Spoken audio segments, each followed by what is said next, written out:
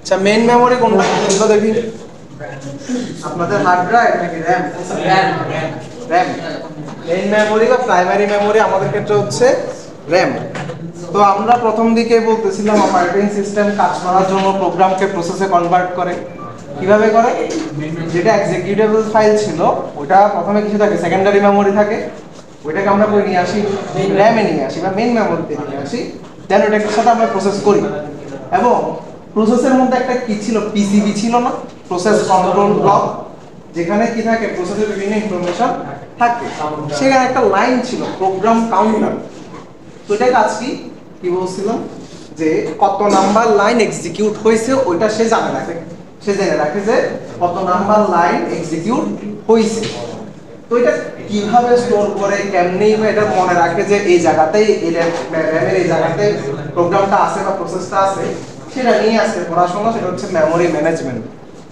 ঠিক আছে তো এখানে অ্যালগরিদম আছে এবং এখান থেকে ভালোই কোশ্চেন হয় সো একটু ভালো করে মনোযোগ দিয়ে দুইটা চ্যাপ্টার আপনাদের জন্য খুবই ইম্পর্টেন্ট একটা হচ্ছে ডেডলক আর একটা হচ্ছে মেইন মেমোরি একটু ভালো করে ফাইনালের জন্য প্রিপারেশন নেওয়ার সময় এটা মাথায় রেখেই নেবেন ঠিক আছে এই দুইটা চ্যাপ্টার মোস্ট ইম্পর্টেন্ট তো ম্যাক্সিমাম নাম্বারে দেখবেন ওখানে এবং আপনাদের ফাইনাল হবে 35 এ সো মাথায় রাখবেন এই চ্যাপ্টার এই দুইটা চ্যাপ্টার থেকে ম্যাক্সিমাম কোশ্চেন হয় ঠিক আছে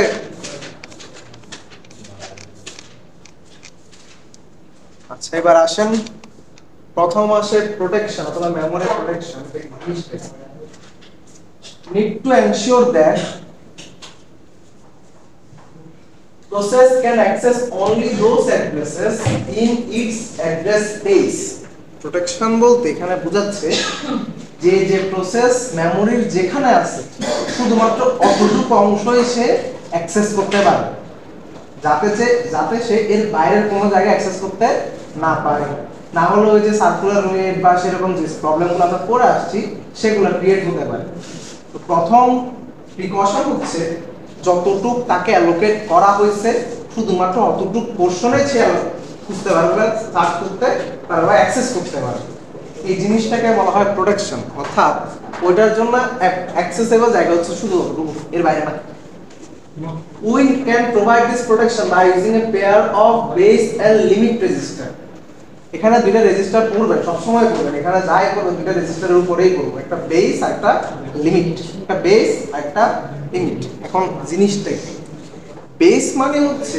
যেখান থেকে সে শুরু করতেছে বেস মানে কি যেখান থেকে বা যে অ্যাড্রেস থেকে সে শুরু করতেছে ধরেন এখানে একটা মেমোরি আছে যেখানে মিনিমাম হচ্ছে 0 শুরু হয়েছে মেমোরি এবং শেষ হচ্ছে এত বড় একটা নাম্বার কোন একটা জায়গায় একটা প্রসেস আছে এবং তার স্টার্টিং হচ্ছে এই নাম্বারটা এবং এটা হচ্ছে তার বেস অ্যাড্রেস এটাই কি তার বেস অ্যাড্রেস লিমিট হচ্ছে ম্যাক্সিমাম মনে করেন সে 3 কিলোবাইট পর্যন্ত জায়গা নিতে পারবে বা 3 কিলোবাইট বা 3 কেবি 3 কেবি জায়গা নিতে পারবে ধরেন এতটুকু এবং বেস অ্যাড্রেস হচ্ছে সে যেখান থেকে শুরু হয় আর লিমিটটা কি সে ম্যাক্সিমাম আপনি কোথায় যেতে পারবে বেস প্লাস লিমিট করলে আমরা লাস্ট অ্যাড্রেসটা পেতে পারি মাথায় থাকবে লিমিট মানে লাস্ট অ্যাড্রেস না লিমিট হচ্ছে সে কতক্ষণ যেতে পারবে কতটুকু অ্যাক্সেস করতে পারবে তাহলে বেস প্লাস লিমিটে হচ্ছে আমার ওই প্রোগ্রামের লাস্ট অ্যাক্সেসেবল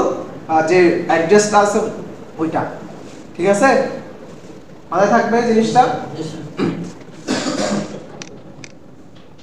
এরপর আসেন হার্ডওয়্যার অ্যাড্রেস প্রোটেকশন তো আমরা যেভাবে সিপিইউ থেকে দেখি বা সিপিইউ যেভাবে অ্যাড্রেসটা ক্যালকুলেট করে হার্ডওয়্যারে এভাবে ইমপ্লিমেন্ট করা নেই সামান্য ডিফারেন্স আছে অর্থাৎ হার্ডওয়্যার র‍্যামকে একভাবে অ্যাক্সেস করা যায় এবং সিপিইউ অন্যভাবে জিনিসটাকে দেখে এই জিনিসটাকে বলা হয় হার্ডওয়্যার অ্যাড্রেস প্রোটেকশন অর্থাৎ মাঝখানে একটা লেয়ার আছে যেটা দেখতে পারে না যেটা হার্ডওয়্যারকে ডিরেক্ট দেখতে পারে না CPU must check every memory access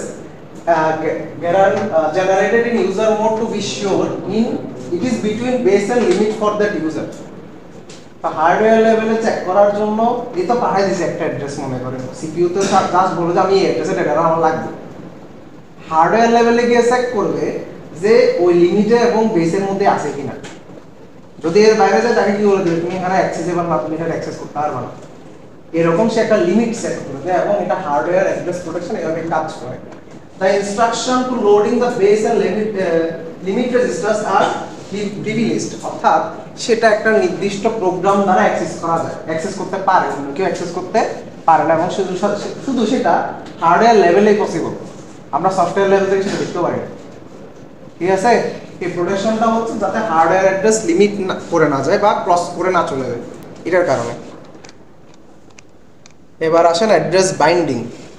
প্রত্যেকটা ডেফিনেশনগুলো একটু মাথায় রাখবেন, ইম্পর্টেন্ট জিনিসপাতি। একটু পরে তো দেখি প্রথম 2-3টা লাইন পড়েন।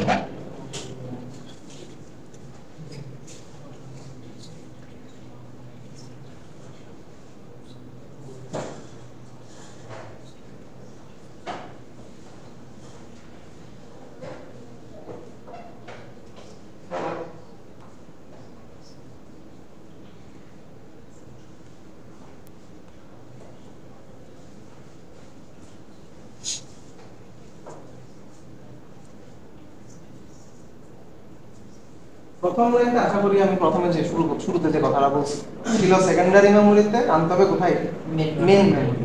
আচ্ছা, এখন প্রবলেম হচ্ছে আমি মেইন মেমোরিতে এনে রাখবো কি? প্রবলেমটা হচ্ছে মেইন মেমোরিতে বিশাল জায়গা, মনে করেন 8 গিগাবাইটের একটা র‍্যাম বা 8 জিবির একটা র‍্যাম, বিশাল অ্যাড্রেস। 8 গিগাবাইট মানে বুঝেন কত বড়? যদি আমরা নরমাল নাম্বারের বাইনারি থেকে ওটা ধরি, 8 গিগাবাইট মানে কতগুলা বিট। গিগা মানে হচ্ছে 10⁹, আর 1 বাইট সমান কত বিট? 8 বিট। এত বিট অ্যাড্রেস আছে, এতগুলো অ্যাড্রেস পসিবল একটা র‍্যামে। তো বলেন এত বড় একটা জায়গার মধ্যে আমি আমার প্রসেসকে রাখবো কই? এটা একটা প্রশ্ন। ওএস যে ডিজাইন করব সে তা আনতে হবে, কিন্তু রাখতে হবে এবং তাকে অ্যাক্সেস করতে পারতে হবে। এটা করবো কেমন, করে কেমন, এই জিনিসটাই হচ্ছে প্রথম কোয়েশ্চন। তো প্রথমে বলছে কি, প্রোগ্রামস অন ডিস্ক অথবা secondary memory ready to bought into memory, অর্থাৎ যেটাকে আমি কি করতে যাচ্ছি, প্রসেসে কনভার্ট করতে যাচ্ছি। প্রোগ্রাম ছিল প্রসেসে কনভার্ট করবে, এই সময় এটাকে রাখা হয় একটা ইনপুট কিউ। এটা কোথায় রাখা হবে? একটা ইনপুট কিউ, অর্থাৎ এটা মেমোরিতে আসার আগে একটা জায়গায় স্টোর হয় কিউ নামে। তো একটার পর একটা অ্যাড্রেস অ্যাসাইন করা হয়। মনে করেন এখানে আপনার কাছে একটা কিউ আছে, এই কিউতে একটা প্রসেস আসছে ধরেন P1, এরপর একটা প্রসেস আসলো P2। তাহলে মেমোরিতে অ্যালোকেট করার সময় কিউ অনুযায়ী, অর্থাৎ যে প্রথমে আসছে তাকে ধরেন এতটুকু জায়গায় অ্যালোকেট করে দিলাম, কেমন? তাহলে P1 চলে গেল, P2 বের হলো, মনে করেন P2 কে আমি এখানে অ্যাসাইন করলাম। তো এরকম ভাবে অ্যাসাইনটা করা হয়, অর্থাৎ যে আগে রিকোয়েস্ট করছে তাকে আগে মেমোরি দেওয়া হবে। সেজন্য আমরা কি ইউজ করতেছি, এখানে কিউ ইউজ করতেছি। Without support must be loaded into address 0000। কোনো সাপোর্ট বা কিছু যদি না থাকে একদম শুরু থেকেই করা হয়, একদম যেটা লোয়েস্ট অ্যাড্রেস আছে ওখান থেকে অ্যাসাইন শুরু করা হয়, আস্তে আস্তে করা হয়। ঠিক আছে, কারণ কি সে তো চেষ্টা করবে যাতে এফিশিয়েন্ট হতে মেমোরিটা অ্যাড্রেস করা যায়, অ্যাক্সেস করা যায়। তাই এতগুলা ক্যালকুলেশন না করে শুরু থেকে শুরু করি। এখানেও কিছু ঝামেলা আছে। ওএস যখন লোড হয়, ওএসও একটা প্রোগ্রাম না, সেও তো র্যামে কিছু একটা জায়গায় নিয়ে রাখছে। তো ওইটার জন্য এখানে দেখবেন এখানে কিছু অংশ কালো করা ছিল যখন আমরা দেখতেছিলাম। এই দেখেন এই কিছু অংশ আগে থেকে রিজার্ভ অপারেটিং সিস্টেম র্যামের একটা জায়গায় বসে আছে। তো এইসব জায়গাগুলো আপনাদের কি করতে হবে, ডিসকার্ড করতে হবে যে আমি এখানে কোনো কিছু রাখতে পারবো না, এইসব লিমিটগুলো থাকে। Inconvenient to say have fast user process physical address always at 0000 মানেটা কি? এবং কোয়েশ্চেন হচ্ছে how can it not be. আমাকে কেউ ট্রান্সলেট করে বলেন যে লাইনটার মানেটা কি? ফার্স্ট প্রসেসটার অ্যাড্রেস সবসময় 000 তে ইনকনভিনিয়েন্ট হবে না। মানেটা কি? প্রশ্ন হচ্ছে মানেটা কি? যে 000 তে একটা পার্ট আছে অপারেটিং সিস্টেমে, সেটা তো আমরা 00 তো নাও থাকতে পারি, কেমন? সেটা তো হতে পারে। Inconvenient to have fast user process physical address always at 4টা 0 তে আছে, মানে একদম স্টার্টিং এ এটা ইনকনভিনিয়েন্ট রাখাটা। কেন?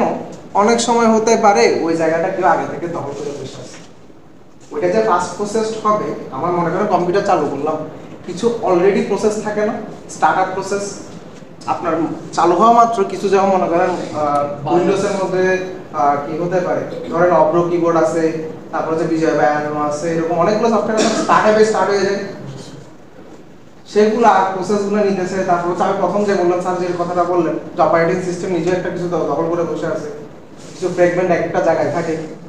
তো এইসব কারণে এটা একটি ইনকনভিনিয়েন্ট হয়েছে। আমি সবসময় কোথা থেকে শুরু করব, একদম স্টার্টিং যে জিরো আছে সেখান থেকে শুরু করব, এটা সবসময় ফিজিবল হয় না।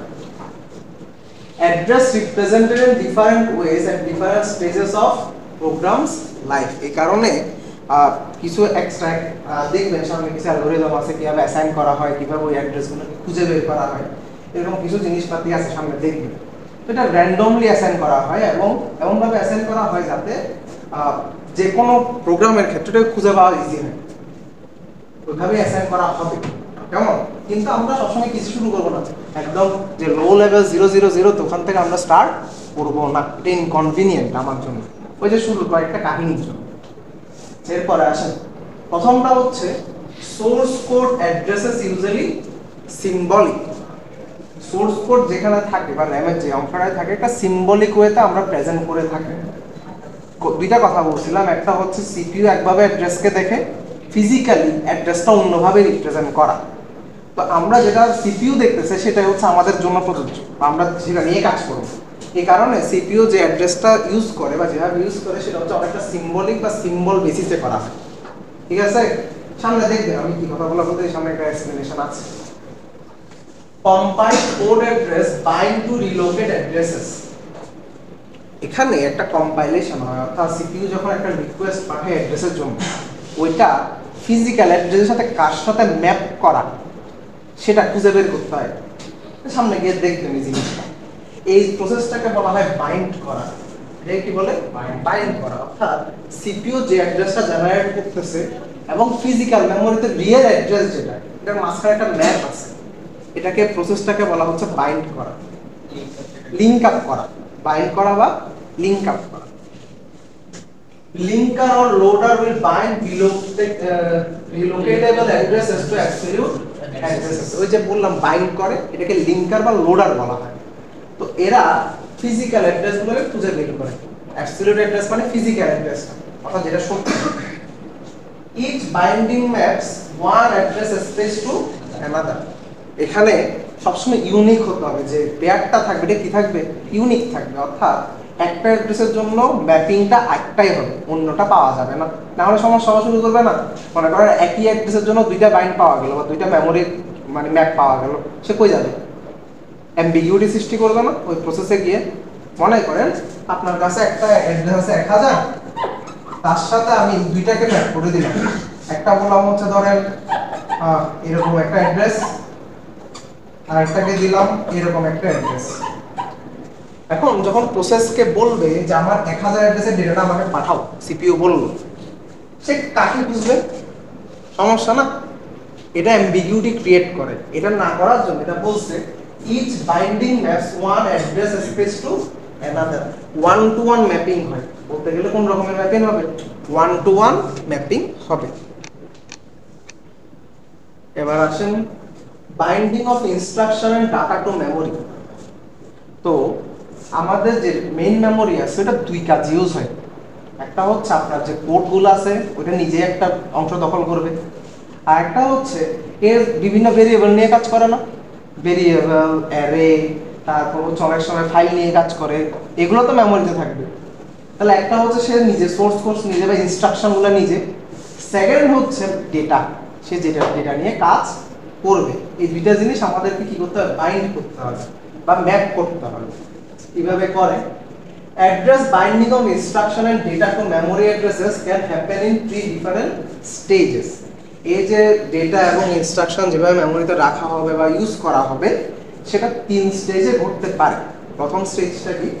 Compile time. কম্পাইল টাইম আপনারা চিনেন আশা করি। আমি যখন বিল্ডের রান দিই ওই যে টাইমটা থাকে, অর্থাৎ আপনার হাই লেভেল কোড থেকে মেশিন কোড জেনারেশনের যে টাইম, ওইটাকে কি বলে?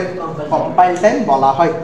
ওই সময় সিপিইউ কি করতে পারে, ডিরেক্ট ওই অ্যাড্রেসগুলোকে অ্যাসাইন করে দিতে পারে, তুমি এখানে এখানে থাকবা, অর্থাৎ সে সবসময় লোড হলে ওখানেই লোড হবে।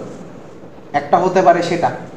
এখানে লিখছে if memory location known to priory, মানে আগের থেকে যদি জানা থাকে কোনোভাবে প্রসেস থেকে, মনে করেন যারা কার্নেল নিয়ে কাজ করে তারা আগে থেকে বলে দেয় মেমোরি অ্যাড্রেসটা এখানেই থাকবে, তো আগে থেকে জানা, তা আগে থেকে যদি জানাই থাকে আমার তো এক্সট্রা করে বলার দরকার নেই, বাইন্ড করার দরকার নেই।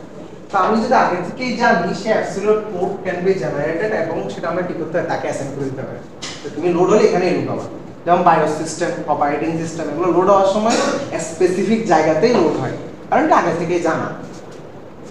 Load time must generate relocatable code if memory location is not known at compile time.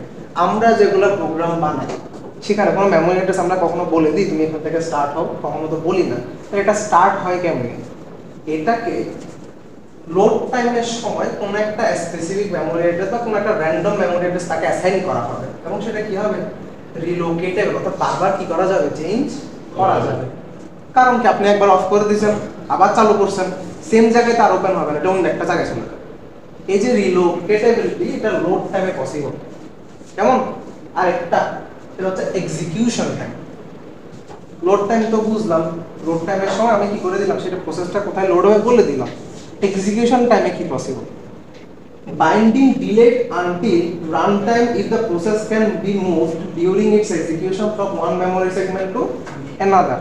মনে করেন সে যে প্রসেসটা আপনি কাজ করতেছেন, ধরেন এটা পুরো একটা হাইপোথেটিক্যাল একটা সিচুয়েশন, ধরেন আপনি যে প্রসেসটা নিয়ে কাজ করতেছেন সে একটা মেমোরি চাইলে হচ্ছে, মনে করেন সে 8 জিবি মেমোরি চাইছে, আপনার থেকে চাইছে কত জিবি, আর যেমন বিভিন্ন গেম এগুলো কিন্তু 8 জিবি বা 12 জিবি র্যাম হোল্ড করে রাখে। তো সে যে জায়গাটায় আছে, মনে করেন আপনার কাছে একটা 8 জিবির মেমোরি স্টিক আছে, সে 8 জিবি আপনার থেকে খুঁজছে, কেমন? আপনার কাছে টোটাল মেমোরি ধরেন অ্যাপ্রক্সিমেটলি 16 জিবির আছে, দুইটা 8 জিবি স্টিক আছে। তো আপনার যে একটা 8 জিবি পুরোটা লাগতেছে না তার থেকে, সে কি করবে, প্রসেসটা কোন একটা র্যাম স্টিকে শিফট করে একটা পুরো 8 জিবি সে নিজে নিয়ে বসে থাকবে, যাতে সে ফাস্ট করতে পারে, কাজ করতে পারে। পুরো একটা হাইপোথেটিক্যাল সিচুয়েশন বললাম। এইসব জিনিসগুলোকে বলা হয় রিলোড। মানে এখানে হচ্ছে আমরা এক্সিকিউশনের টাইমে কি করতে পারবে, প্রসেসটা র্যাম অ্যাড্রেস চেঞ্জ করতে পারে। কেমন? তার একটা एग्जांपल দিলাম বুঝার জন্য, মাথায় ঢুকছে? Need hardware support for address maps. এটা করার সময় এই যে অ্যাড্রেসটা চেঞ্জ হয়ে অন্য জায়গায় গেল, এগুলো ম্যাপ করা লাগে এবং এটা হার্ডওয়্যার লেভেলে হতে হবে, না হলে প্রবলেম হবে। যেমন একটা মেমোরি স্টিক থেকে অন্য মেমোরি চলে যাচ্ছে, এটা যদি হার্ডওয়্যার মনে না রাখে তাহলে আপনি শুরু থেকে বা সিপিইউ কখনোই সেটা মনে রাখতে পারবে না। সে তখন বলবে যে ওখানে যাও, হার্ডওয়্যার তাকে কোথায় করবে, রিলোকেট করে আরেক জায়গায় পাঠিয়ে দিবে, তখন ডাইভার্ট করবে যে আমি এখানে নাই ওখানে আছি, ওখানে যাও। এটার জন্য কি লাগবে, আমাদের একটা হার্ডওয়্যার সাপোর্ট লাগবে। এটা একটু দেখেন। প্রথমে সোর্স প্রোগ্রাম, আশা করি জানি আমরা সোর্স প্রোগ্রাম কম্পাইলার অ্যাসেম্বলার দিয়ে কিসে কনভার্ট হলো, অবজেক্ট মডিউল। এই যে কনভার্সনটা এটা কি কম্পাইল টাইম। কেমন? অবজেক্ট মডিউল আসলো এবং এই যেগুলো অন্য অবজেক্ট কাজ করতে হয়, যেমন বিভিন্ন হেডার ইউজ করি না আমরা, সেটা তো ওই প্রোগ্রামে লেখা নেই, বাইরে থেকে লেখা। তো সেগুলোকে একসাথে বাইন্ড করে এই লিঙ্কার কি করে সবগুলোকে বাইন্ড করে একটা মডিউল বানালো, যেটা প্রোগ্রামটা কি করবে, সে এক্সিকিউট করবে।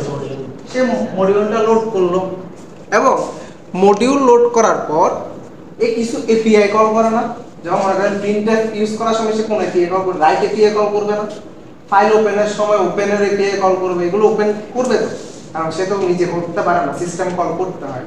তো ওইসব যে জিনিসপাতিগুলো লাগবে সে সবগুলোকে কি করে নিয়ে আসে এক জায়গায়, সিস্টেম লাইব্রেরি থেকে সে খুঁজে নিয়ে আসছে যে আমার এগুলো লাগবে। সবগুলো মিলে লোডারে গেল, লোডারগুলো কি করলো, মেমোরি বাইনারি মেমোরি ইমেজটা ক্রিয়েট করলো এবং এক্সিকিউশন শুরু হলো। বুঝতে পারছি? এবং এই টাইমে আমাদের ডাইনামিক লিঙ্কিংগুলো হয়, অর্থাৎ কিছু কিছু লাইব্রেরি আছে আমরা অনেক পরে ইউজ করি, হয়তো নাও লাগতে পারে, এগুলো ডাইনামিক্যালি আসে।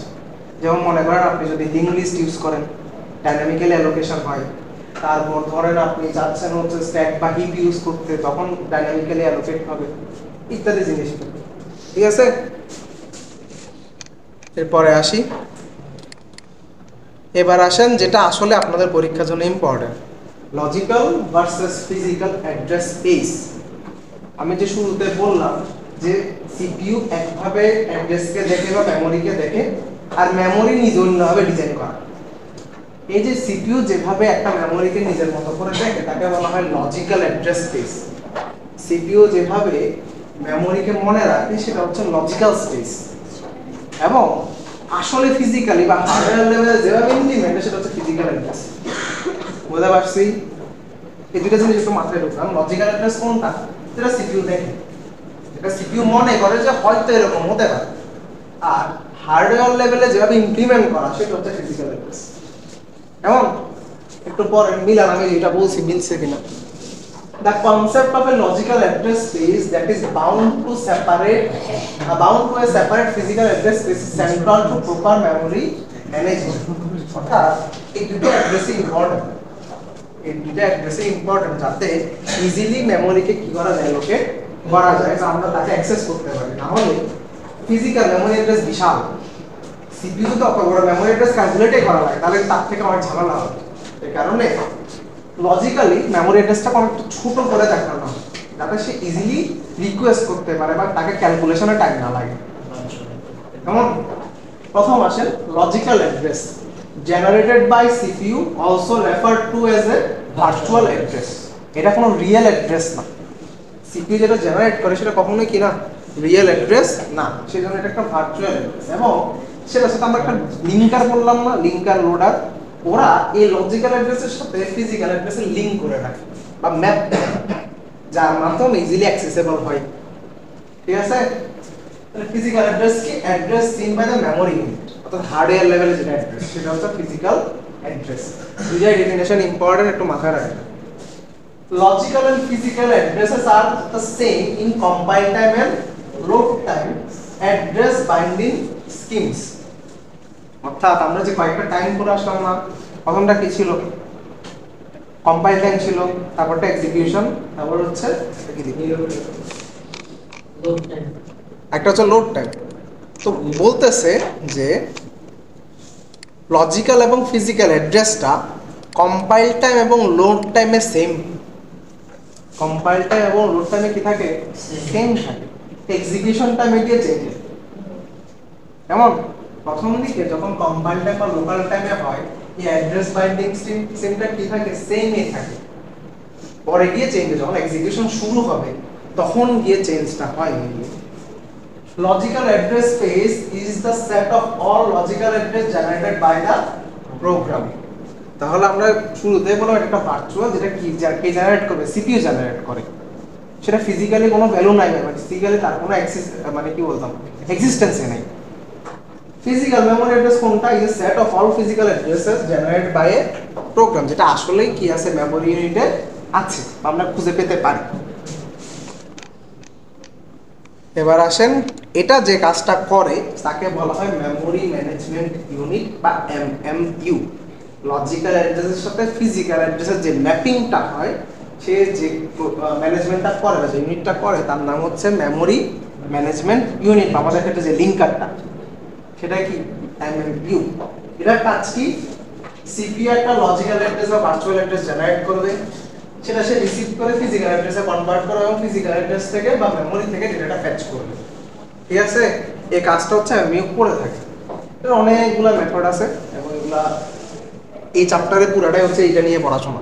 লজিক্যাল অ্যাড্রেসের সাথে ফিজিক্যাল অ্যাড্রেস কিভাবে ম্যাপ করা, তারপর হচ্ছে যদি মনে করেন ওই অ্যাড্রেসে ডেটা পাওয়া না যায় তখন কি করে, বা ওই অ্যাড্রেসটা পাওয়া না গেলে তখন কি করে, এইসব জিনিসপাতি হচ্ছে পড়াশোনা আজকের বা এই চ্যাপ্টারের পড়াশোনা।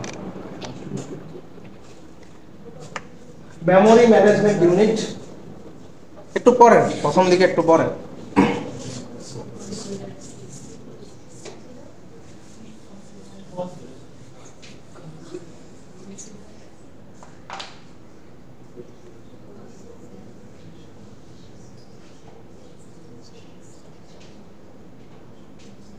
আমরা তো শুরুতে একটা রেজিস্টার পড়ছি, দুইটা রেজিস্টার পড়ছি, একটা বেস একটা লিমিট।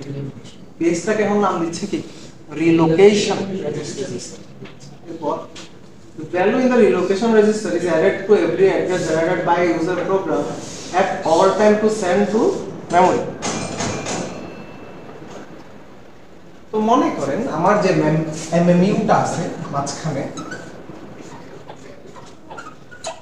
এর কাছে একটা রেজিস্টার আছে যার নাম হচ্ছে রিলোকেশন রেজিস্টার।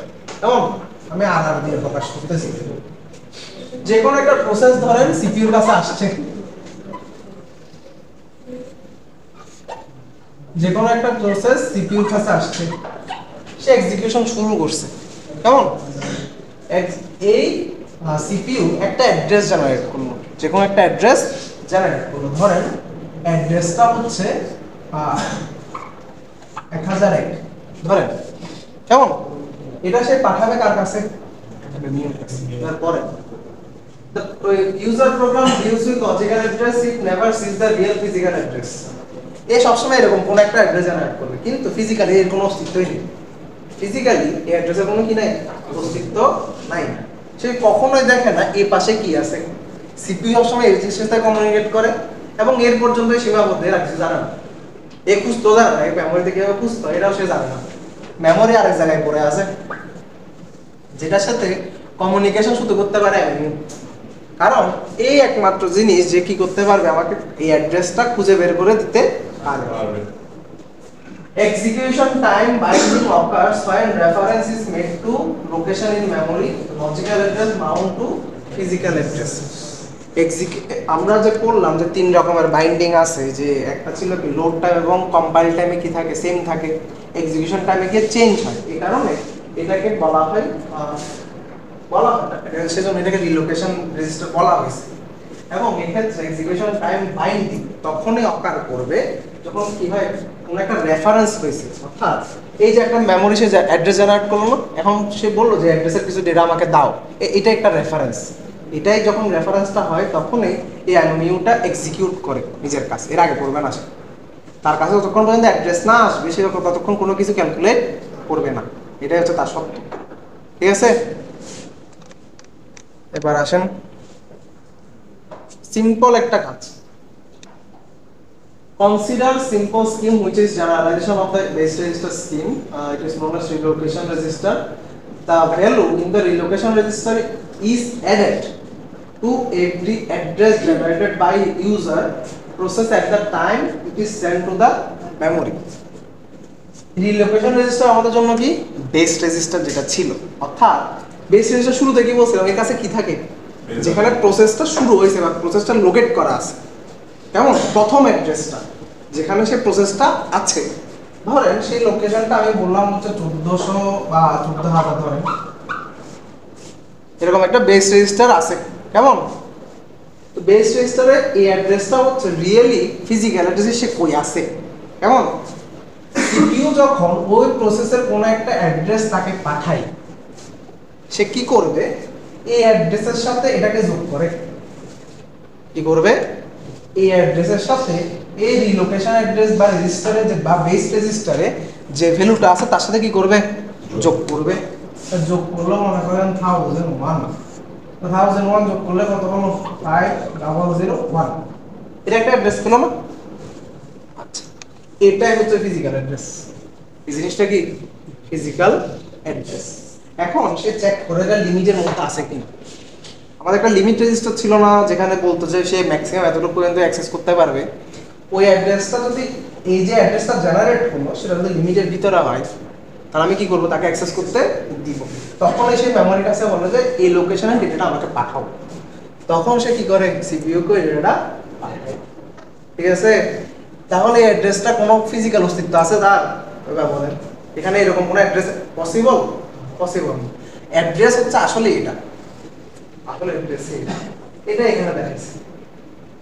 14000 ছিল, লজিক্যাল অ্যাড্রেস পাঠালো 346, যোগ করে ফিজিক্যাল মেমোরিতে অ্যাক্সেস করতে পাঠাইছে। কেমন? এখানে একটা চিহ্ন দিছে না, এই চিহ্নটা কাগজে সে লিমিটের মধ্যে চেক করে লিমিটের মধ্যে আছে কিনা, তাহলে সে পাঠাবে আর সামনে। এটা গেল। এরপর আসেন ডাইনামিক লিঙ্কিং, একটু পড়েন।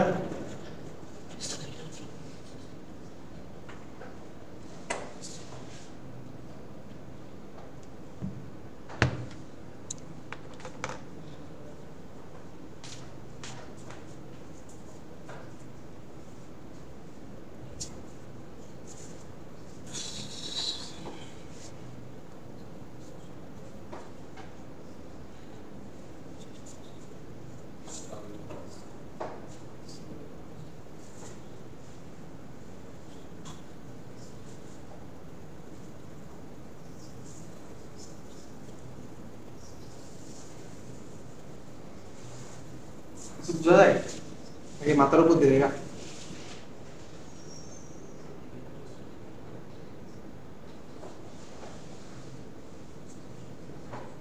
বুঝলে বলেন বলতেছি আমি জি বোঝা যায় না তাহলে আবার ট্রান্সলেশন করিয়ে আমি আছি এখানে ট্রান্সলেটর হিসেবে স্লাইডে যা আছে তা বাংলাতে বলা আমার কাজ হচ্ছে এটা কেমন আসেন প্রথমটা কি লিখলো স্ট্যাটিক লিঙ্ক স্ট্যাটিক মানে কি যেটা সারা জীবন সেম অনেক কি হয় না পরিবর্তন হয় না তো পরিবর্তন হয় না কোন সময় এক্সিকিউশন টাইমে লোকেশন হলে নাকি কম্পাইল টাইমে লোকেশন হয়ে গেল কম্পাইল টাইমে হয়ে গেল তারপর system libraries and program code combined by the loader into binary program units অর্থাৎ যখন সে সবগুলোকে কম্বাইন করে দিয়েছে একবারে কি করে দিয়েছে এক জায়গায় লিংক করে পাঠা দিয়েছে তুমি এখানে থাকবা ওটা হচ্ছে স্ট্যাটিক আমরা কি করতেছি না তাকে কোনো ধরনের চেঞ্জ করবো না এটা হচ্ছে স্ট্যাটিক প্রোগ্রামটা মাত্র লোড হলো এবং তাকে মেমোরিতে কোনো একটা জায়গায় আমি বসাই দিলাম এটা হচ্ছে স্ট্যাটিক লিঙ্কিং ডাইনামিক লিঙ্কিংটা কি linking postponed until execution time এক্সিকিউশনের আগ পর্যন্ত বলতে পারবে না সে এইটা পাঠাবে যেমন লিঙ্ক লিস্ট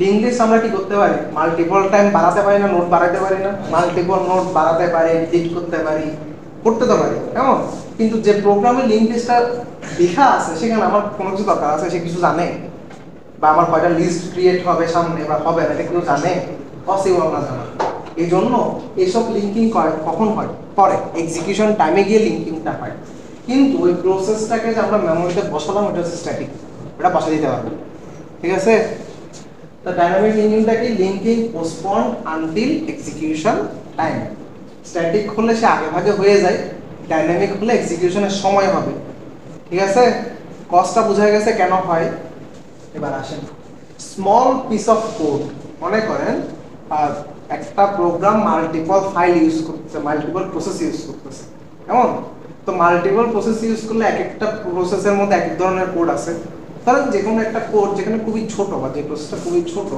তাকে এখানে বলা হচ্ছে স্টাফ কি বলা হচ্ছে স্টাফ মানে একদম ছোট একটা কোড মনে করেন এই একটা কোড যেটা শুধু ফাইল নিয়ে কাজ করে ফাইল ওপেন করে রাইট করে ক্লোজ করে দেয় এটা তার কাজ এটা খুবই ছোট ধরেন 20 থেকে 30 লাইনের একটা কোড কেমন এই ধরনের কোডকে বলা হচ্ছে stuff use to locate the appropriate memory register library routine মানেটা কি এই লাইনটার মানেটা বোঝা না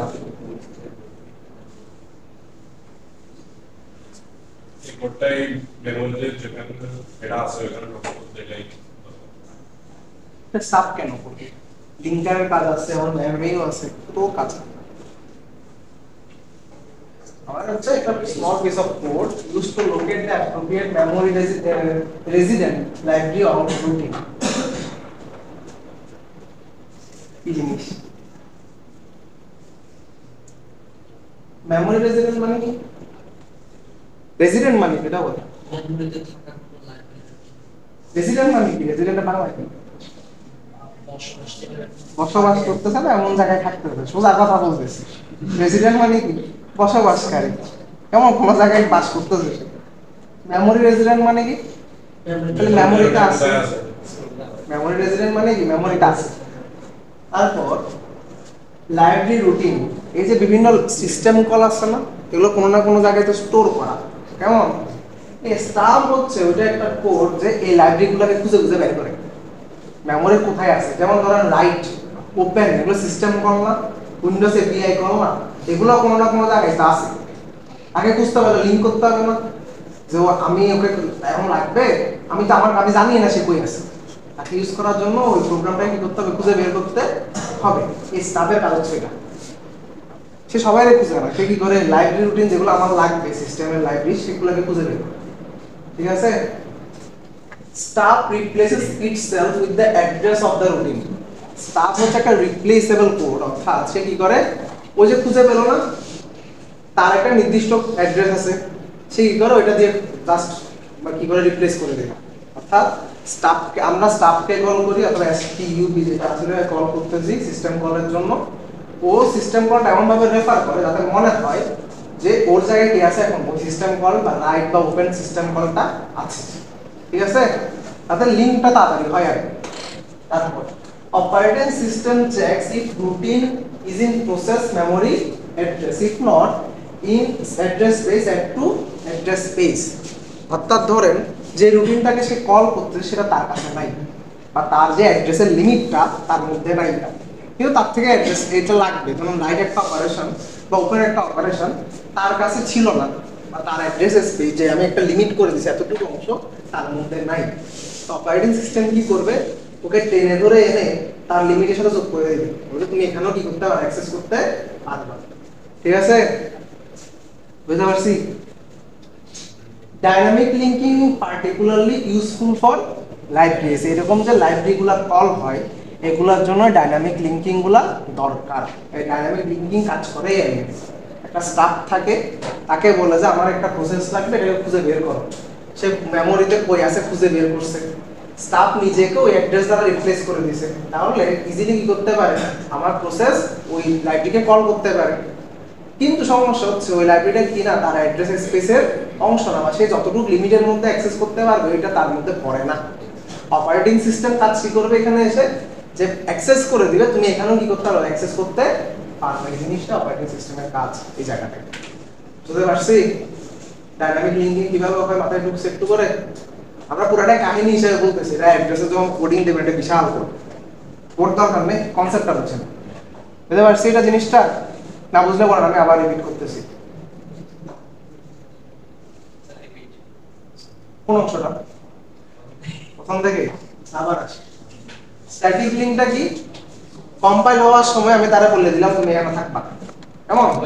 এখন মনে করেন আপনি প্রসেস কোন একটাকে বললেন যে P1 তুমি মেমরি এই জায়গায় আসো, মেমরি এই যখন প্রসেসটা কাজ করতে তখন একটা প্রিন্টএফ অপারেশন আছে।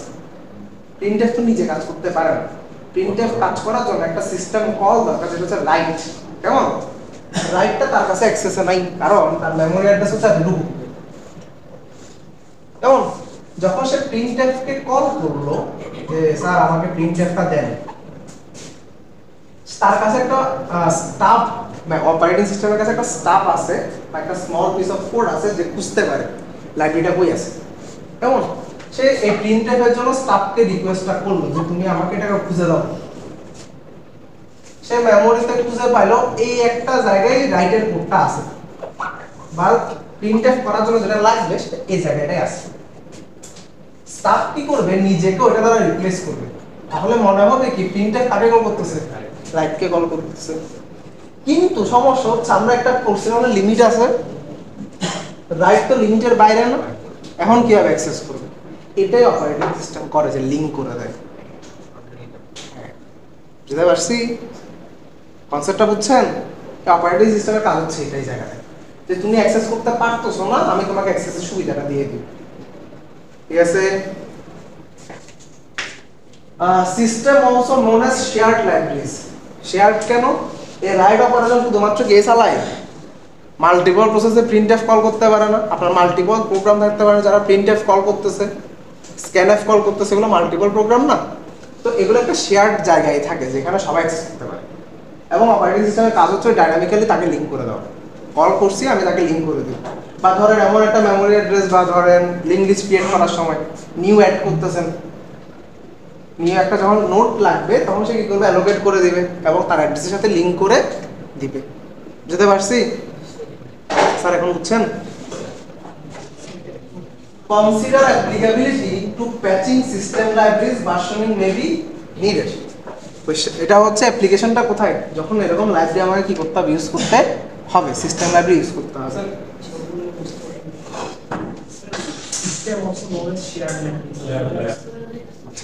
শেয়ার লাইব্রেরি মানে কি?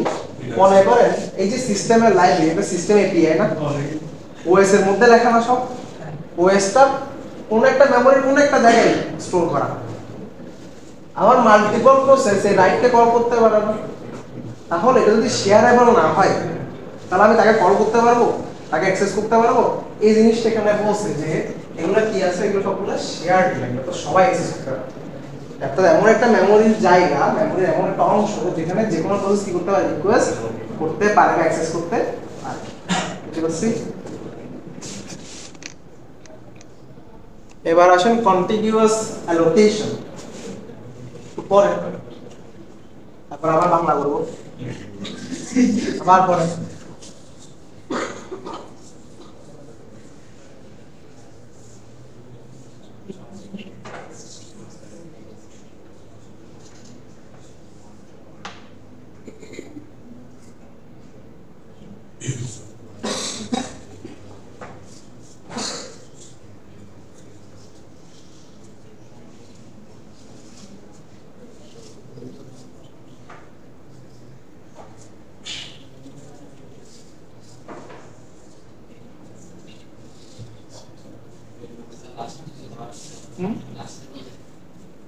বড়গুলো বুঝছেন? সবাই বুঝছেন নাকি আমি সিপ করতে হবে? এই জন্য জিজ্ঞেস করতেছি। কেউ একটা এর অবস্থা বলবেন, আমি ওটা বলতেছি। প্রথমে 3টা পয়েন্ট বুঝছেন?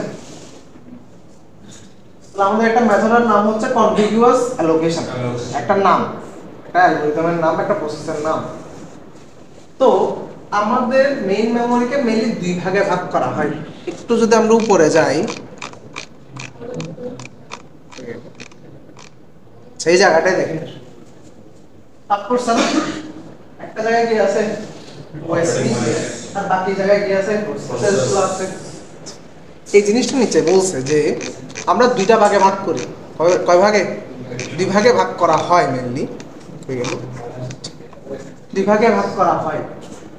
রেজিডেন্ট অপারেটিং সিস্টেম, আপনার মেইন মেমোরি থেকে কখনো অপারেটিং সিস্টেমটা বাদ দিতে পারবেন না। বাদ দিলে কি হবে? আপনার পিসি শেষ, বন্ধ হয়ে গেছে।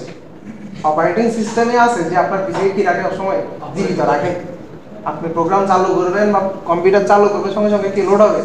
সঙ্গে সঙ্গে অপারেটিং সিস্টেমটা র্যামে কি হয়ে যাবে? লোড হয়ে যাবে। একটা নির্দিষ্ট জায়গা সে সবসময় দখল করবে। তো অর্থাৎ এটা একটা পার্মানেন্ট রেজিডেন্ট, একটা পার্মানেন্ট রেজিডেন্ট। তাই বলা হচ্ছে রেজিডেন্ট অপারেটিং সিস্টেম একটা পার্টিশনে কে থাকে? শুধুমাত্র অপারেটিং সিস্টেমে থাকে। Usually held in low memory with interrupt vector. এটা একটা লো মেমোরি অ্যাড্রেস, অর্থাৎ যাতে মেমোরি অ্যাড্রেস যদি বড় হয়ে যায় তাকে ক্যালকুলেট করতে টাইম লাগে। তো অপারেটিং সিস্টেম থাকে লো মেমোরি অ্যাড্রেস, যাতে কি থাকতে পারে? ইজিলি তাকে অ্যাক্সেস করা যেতে পারে। ঠিক আছে?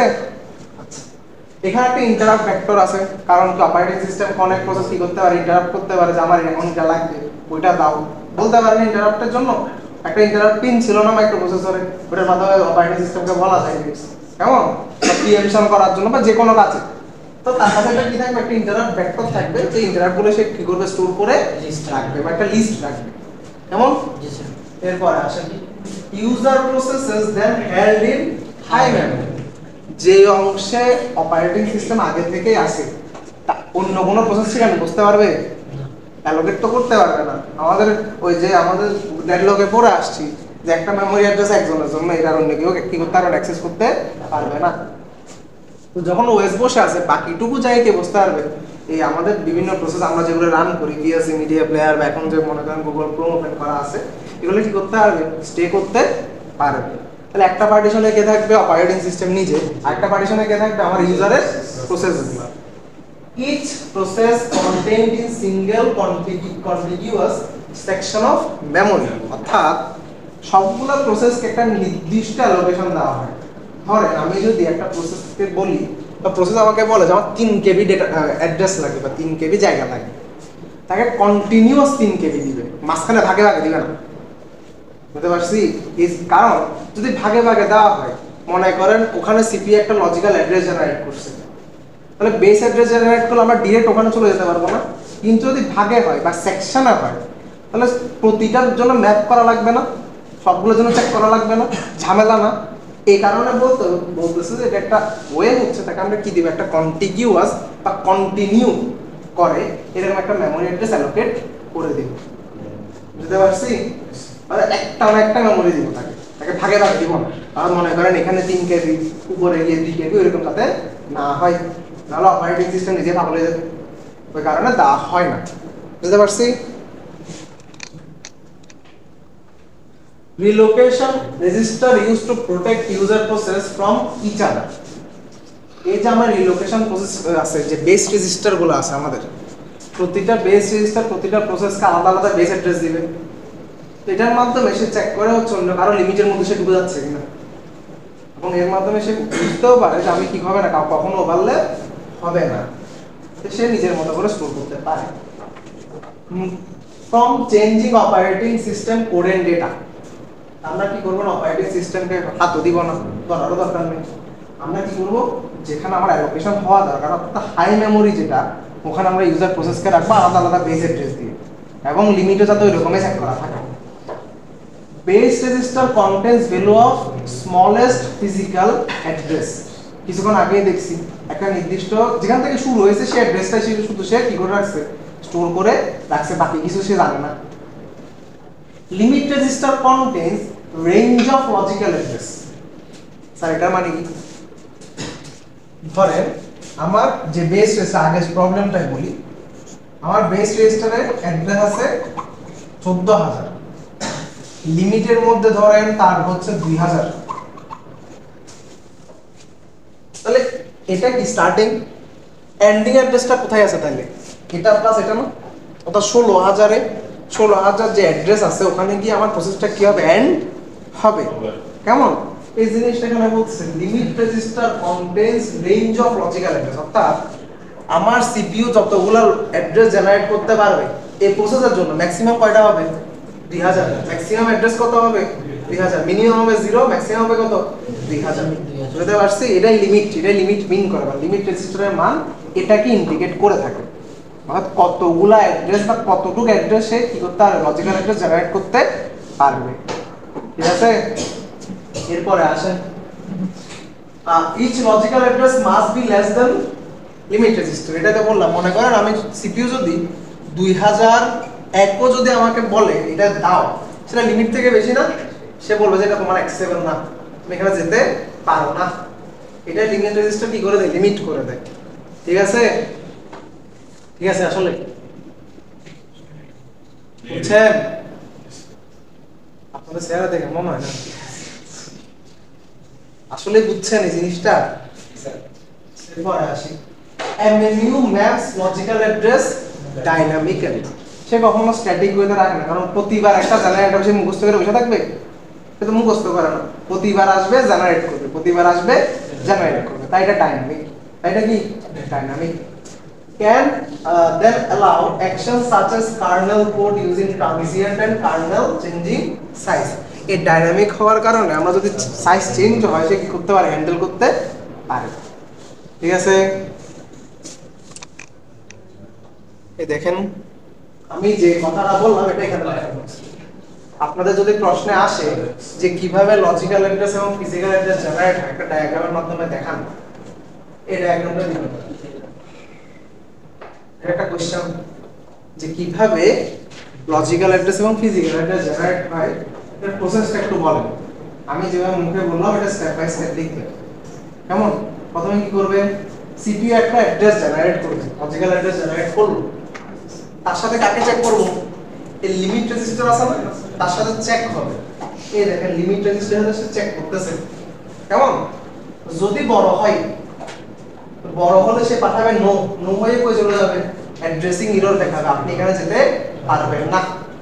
যদি ছোট হয়, অ্যাড্রেসিং যে লিমিট রেজিস্টার তার থেকে ছোট, তাহলে সে কোথায় পাঠাবে, রিলোকেশন রেজিস্টারের সাথে অ্যাড করবে, প্লাস করবে, বা আমার যে বেস রেজিস্টার আছে তার অ্যাড্রেসের সাথে কি করবে, প্লাস করবে।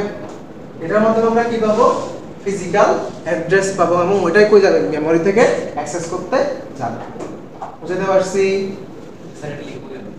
আমি যেভাবে বলছি এটা স্টেপ বাই স্টেপ লিখবেন। বাংলা কেমন লিখবেন,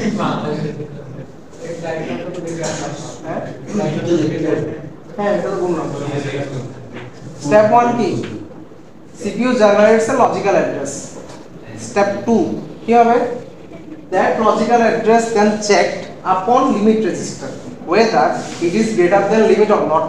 এর কোশ্চেনটা কি থাকবে, How logical and physical addresses are generated. Come on, কোশ্চেনটা এরকম, how logical and physical addresses are generated.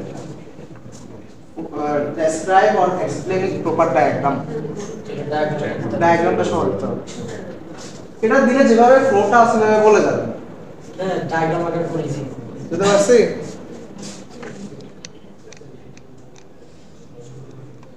এবার আসেন ভেরিয়েবল পার্টিশন, একটু পড়েন। আবার পরে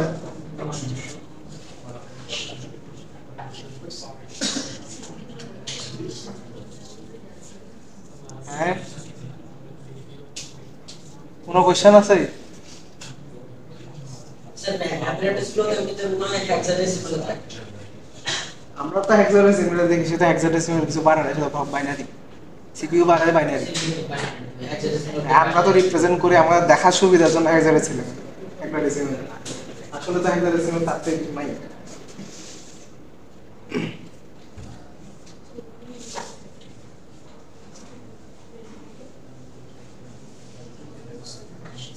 পরে জিনিসটা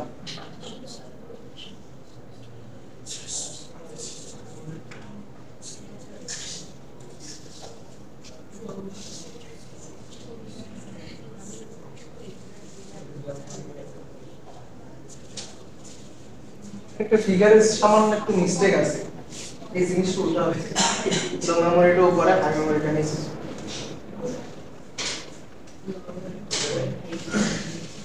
তো কি বলছে, মাল্টিপল পার্টিশন অ্যালোকেশন, অর্থাৎ কি থাকতে পারে, আমাদের মাল্টিপল পার্টিশনে ভাগ হতে পারে, তাকে কিভাবে অ্যালোকেট করে। Degree of multi programming limited by number of partition, অর্থাৎ একটা মেমোরিকে কত ভাগে ভাগ করা যায় এটা একটা লিমিট সেট করে দেয়, কয়টা প্রোগ্রাম কি করতে হবে একসাথে রান করতে পারবে। কারণ র্যামে যদি কেউ না আসে তাহলে তো রান করা পসিবল না, তাহলে র্যামকে যদি অত একটা নির্দিষ্ট নাম্বার অফ সিকোয়েন্সে ভাগ করা পসিবল, বা নির্দিষ্ট নাম্বারে ম্যাক্সিমাম ভাগ করতে পারবে। তো এই জিনিসটাই বলতেছে যে যদি আমাদের নাম্বার অফ পার্টিশন 10টা হয় তাহলে ম্যাক্সিমাম 10টা প্রোগ্রাম একসাথে কি করতে পারবে, রান করতে পারবে। এটাই লিমিট করে দিচ্ছে, বা degree of multi programming limited by number of partitions. Variable partition sizes for efficiency.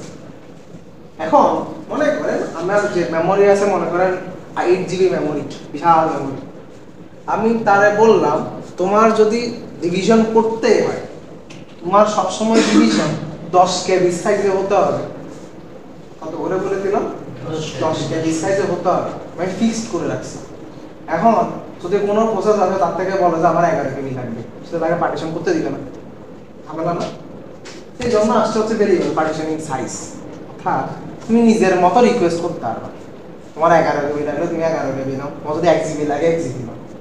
যেমন এই জিনিসটা এখানে লিখছে variable partition sizes for efficiency.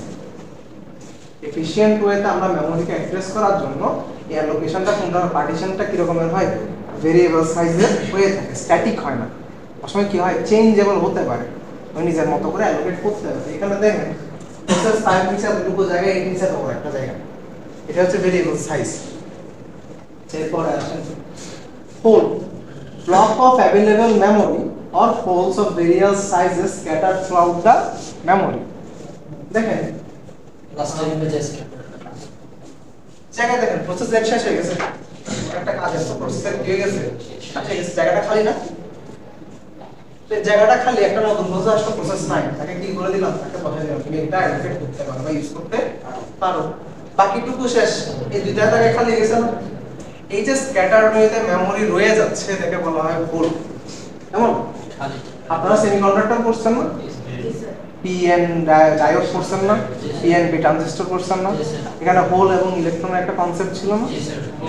হোলটা কি ছিল, যেখানে কোনো উপস্থিত কিছু নাই, বা আমাদের যেখানে ইলেকট্রন নাই, কেমন, ওটাকে আমরা হোল বলবো। এই জায়গাটা হোল মানে কি, যেখানে কোনো কিছু নাই বা কোনো কেউ অ্যালোকেট করে নাই, বা অ্যাভেলেবেল মেমোরি অ্যাড্রেস, কেমন। এবং এটা স্ক্যাটার্ড ওয়েতে থাকে, এবং এটার জন্য ঝামেলা হয়। এখানে কিছু সামনে গিয়ে দেখবেন পেজ ফল্ট বা কিছু অ্যালগরিদম আছে যেগুলো এইসব জিনিসের জন্য হ্যান্ডেল করার জন্য কাজে লাগে। এবার আসেন পরেরটা কি বলছে, when a process arrives it is allocated memory from a whole large enough to accommodate it। অর্থাৎ মনে করেন আমার যে প্রসেস, মনে করেন 10 আসছে, 10 এর জন্য প্রসেস দরকার হচ্ছে জায়গা দরকার এতটুকু, একটা র্যান্ডম নাম্বার বললাম যে এতটুকু, কেন জায়গাটা আছে নাই, সে কি করবে, পরেরটা পাঠিয়ে দেবে। তো যেখানে জায়গাটা আছে বা যতটুকু অ্যাভেলেবেল আছে, যে অংশে আছে সেখানে পাঠিয়ে দেবে, বুঝতে পারছি। মনে করেন এখানে জায়গাটা হচ্ছে 2 KB, কিন্তু যে প্রসেসটা আছে তার থেকে লাগছে 3 KB, তাহলে এখানে তো নাই, সে কি করবে এর পরবর্তী কোথায় খালি আছে তুমি এখানে যাও এই জিনিসটা এখানে লিখছে তারপর লাস্টের দুইটা পয়েন্ট পড়েন প্রসেস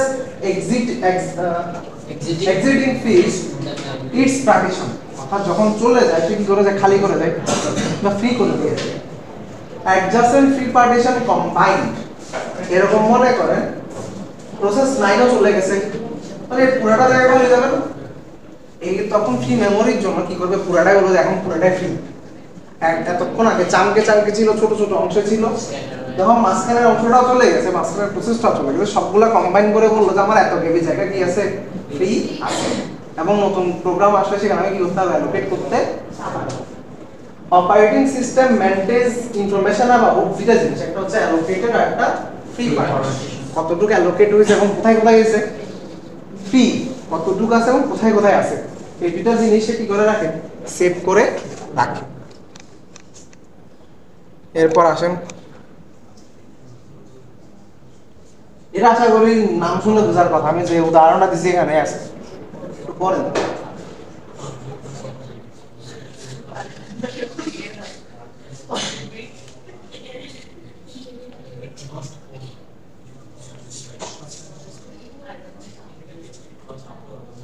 প্রথম যে উদাহরণটা দিছি একটা জায়গায় আমি রাখতেছিল 10 কেবি আমার কাছে 11 কেবি দরকার কিন্তু আছে 10 কেবি আমি কি করলাম প্রথমটা পেলাম না সেকেন্ডটা দেখলাম 15 কেবি খালি আমি ওইটাতে বসে যাবো কেমন এটা হচ্ছে ফার্স্ট ফিট যেখানে পসিবল সেখানে আমি অ্যালোকেট করে দিই সেকেন্ড বেস্ট ফিট এরকম যে অনেকগুলো থাকবে না মনে করেন একটা জায়গায় ফ্রি আছে 15 কেবি আর একটা জায়গায় ফ্রি আছে 12 কেবি 13 কেবি আর একটা 10 কেবি আপনি চাচ্ছেন 12 কেবি কোন একটা প্রসেস অ্যালোকেট করার জন্য প্রথমে সে চেক করবে এটার সাথে পারতেছে না এটার সাথে চেক করবে তারপর এটাতে চেক করবে এবং স্মলেস্ট কোনটা এটা যার জন্য সে কি করতে পারবে ম্যাক্সিমাম অ্যালোকেশন করবে এবং খুবই সামান্য পরিমাণে কি থাকবে ফ্রি থাকবে এটা হচ্ছে বেস্ট ফিট অ্যালগরিদম যে স্মলেস্ট যেটা পসিবল শুধু সেটা তাকেই অ্যালোকেট করবে ঠিক আছে এরপর একটা আসলে ওয়ার্স্ট ফিট লার্জ যেটা সেটা তাকেই অ্যালোকেট করে বসে থাকে ধরেন সে কি করবে এই 15 কেবি জায়গাটা অ্যালোকেট করে বসে থাকে এটা হচ্ছে ওয়ার্স্ট ফিট ঠিক আছে ডেফিনিশনগুলো একটু মাথায় রাখিয়েন স্যার বেস্টার হচ্ছে তো তবে কম্পিটিশন যায় আমরা চেষ্টা করব বেস্ট ফিট হওয়ার জন্য দেখেন এটা তো কষ্ট একটা কম্পিটিশন লাগবে না মানে বুঝতে তো হবে সার্চ তো করতে হবে সেজন্য তার থেকে একটা অ্যাড্রেস আছে এখানে যে ফ্রি পার্টিশন কতটুকু আছে তার থেকে তো আছে বুঝতে আর কি এজন্য সার্চিং গুলো ইম্পর্টেন্ট আপনারা সার্চিং করছেন না বাইনারি সার্চ তারপর হচ্ছে কি ইনসারশন সার্চ মার্জ অনেকগুলো শর্টিং করছেন না সার্চিং করছেন টার্নারি সার্চ বাইনারি সার্চ দুই রকমের সার্চ তারপর শর্টিং এগুলো করছেন তো এগুলো দরকার আছে এইসব জায়গায় কত এফিশিয়েন্টলি বোঝা যায় আপনার প্রশ্নটাই আনসার এখানে যে সার্চিং অ্যালগরিদম কতটুকু ভালো হইতে হবে শর্টিং অ্যালগরিদম কতটুকু ভালো হইতে হবে যে আমরা ইজিলি প্রসেসটা অ্যালোকেট করে দিতে হবে এখানে টাইম যদি বেশি লাগে আমার অ্যালোকেশনের টাইম বেশি লাগবে প্রসেসটা লোড দিতে টাইম বেশি লাগবে কম্পিউটার ল্যাগ করবে এবার আসেন ফ্র্যাগমেন্টেশন আরেকটা টপিক মেমোরির ফ্র্যাগমেন্টেশন একটু পরে আমরা শুরুতে যে পড়ে আসছে সেটা হচ্ছে কন্টিগিউয়াস মেমোরি অর্থাৎ কি আছে একটা না এখন আসেন ফ্র্যাগমেন্টেশন ফ্র্যাগমেন্ট করে করে রাখবো ছোট ছোট ভাগে রাখবো এখানে মনে করেন কোনো একটা কারণে ফ্র্যাগমেন্টেশন দরকারটা কেন না কিছু ইউজফুল মনে করেন আপনার কাছে যেসব জায়গা আছে 9 কেবি 10 কেবি 8 কেবি ধরেন এরকম আছে আপনার প্রসেসটা হচ্ছে 12 কেবি কোন অ্যালগরিদম ফিট করতে পারবে কোন অ্যালগরিদম আছে যেটা ফিট করতে পারবে আমরা যে তিনটে পড়ে আসছি এজন্য হচ্ছে ফ্র্যাগমেন্টেশন অর্থাৎ এই প্রসেসকে সে এমন ভাবে টুকরা টুকরা করে ভাগ করবে যাতে এখানে অ্যালোকেট করে সে বুঝতে পারে বুঝতে পারছি তারপরে নাকি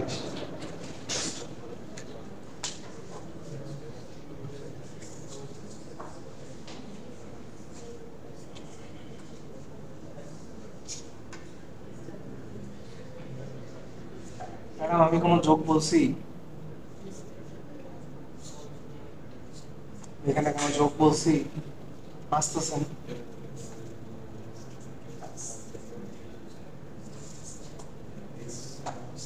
যোগ যদি আপনাদের হাসার দরকার হয় বলেন, আমি একটু হাসি।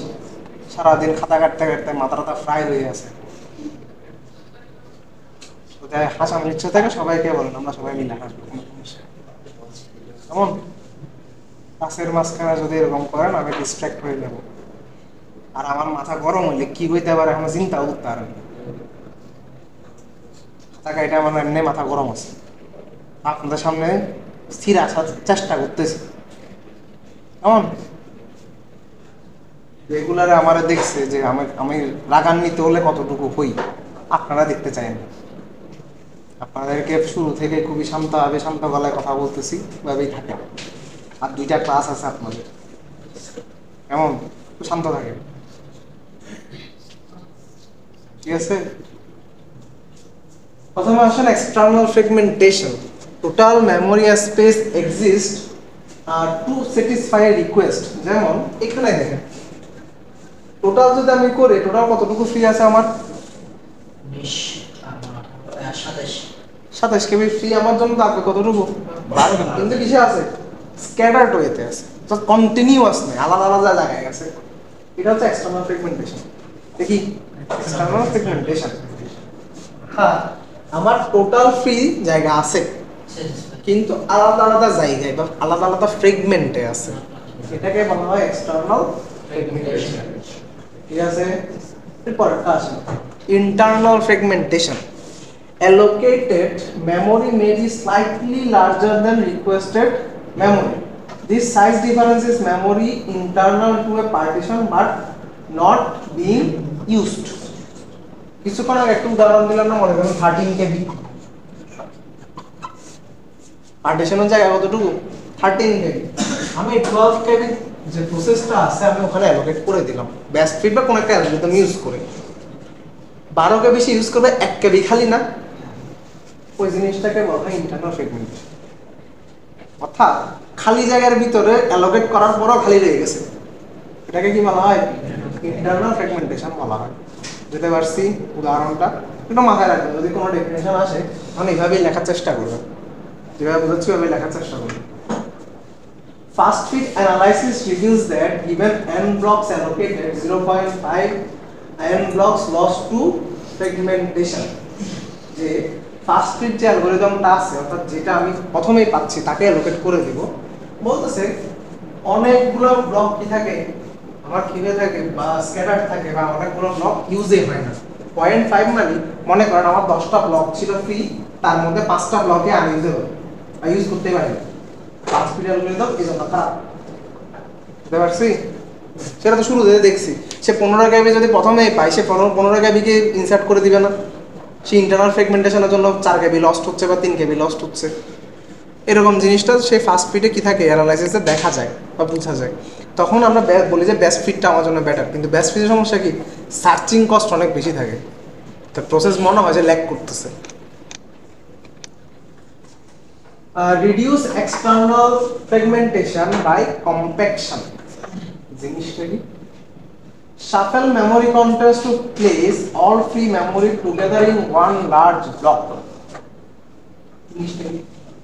পরেন তো এই জিনিসটা আমার একটু বুঝান। প্রথম point, shuffle memory contents to place all free memory together in one large block. মানে কি?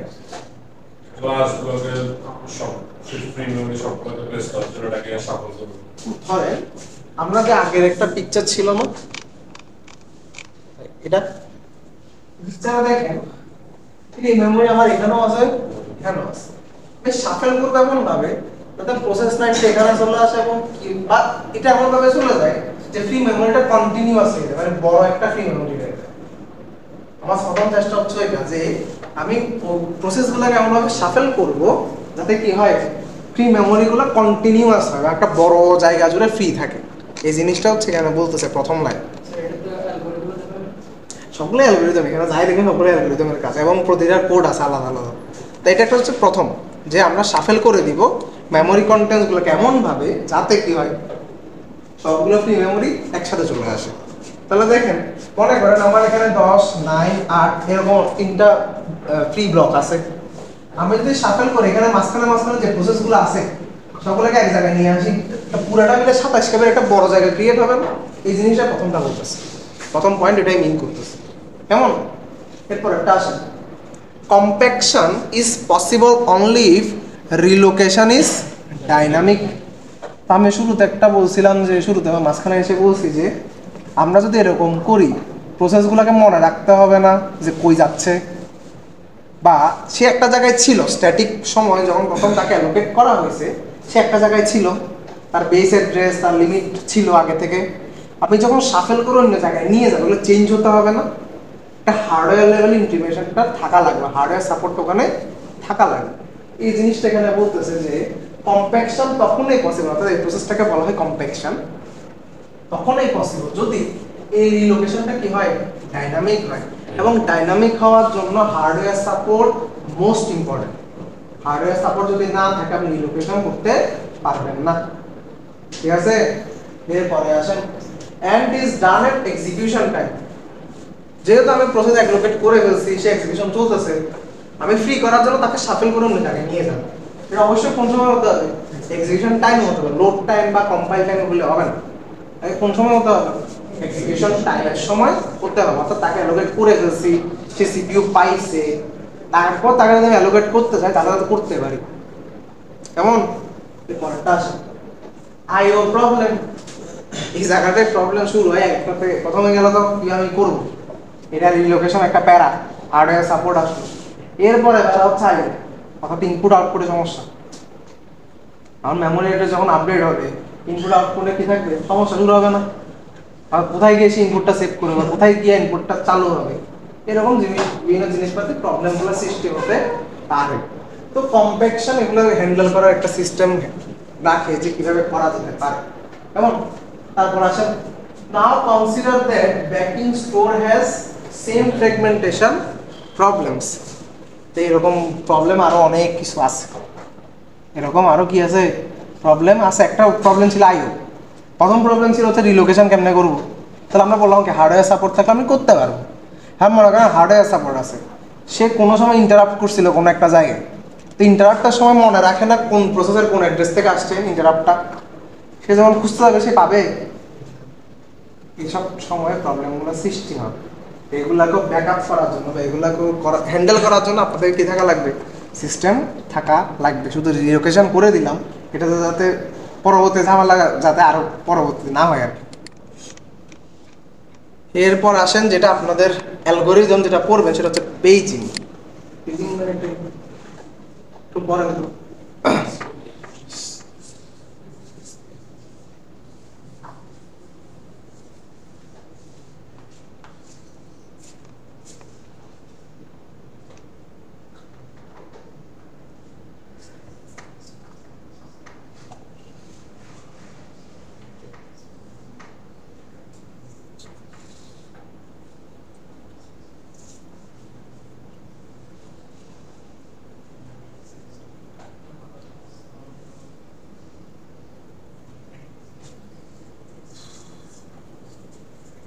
আমরা এখন যেটা পড়তেছি হচ্ছে ফ্র্যাগমেন্টেশনের অংশ।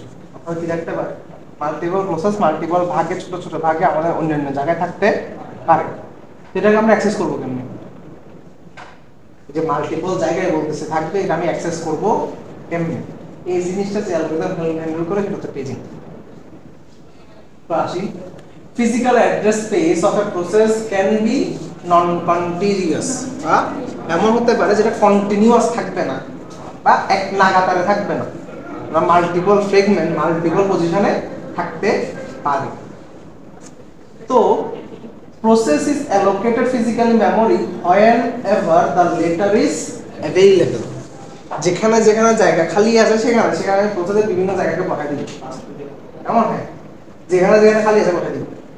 আমরা এমনও করতে পারি যে মনে করেন আমার যে ছিল 12 কেবির একটা প্রবলেম, 10, 9, 8, আমি কিছু অংশ 10 কেবি জায়গায় রাখলাম, কিছু অংশ করে রাখবো 9 কেবি বা 8 কেবি জায়গায় রেখে দিলাম। তারপরে কি খুঁজতে হবে না এক্সিকিউশনের সময়, এই জিনিসটাই পেজিং।